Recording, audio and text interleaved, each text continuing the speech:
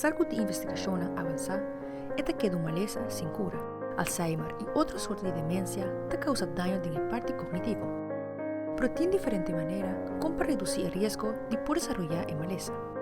9 in 10 say brain health is as important as physical health, yet only 9% say they know a lot about how to maintain it. La mayoría de factores de riesgo que está asociado con Alzheimer está surgido en edad de 40 para 64 años de edad. Está identificado como un tiempo crítico para adaptar hábitos saludables, que puede ayudar con la salud del cerebro del futuro.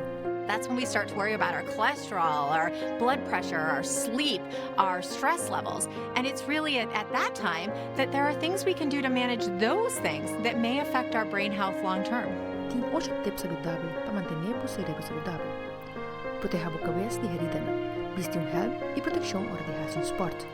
Haz ejercicio regularmente, come bon y saludable, no fuma, mantener un peso saludable, queda social, controlar condiciones médicas como diabetes, presión alta y dormir bon. It's not one thing or another, but it's actually bringing those things together and starting to make small changes as you can to really get to that place of having the activities that are going to benefit your brain health long term.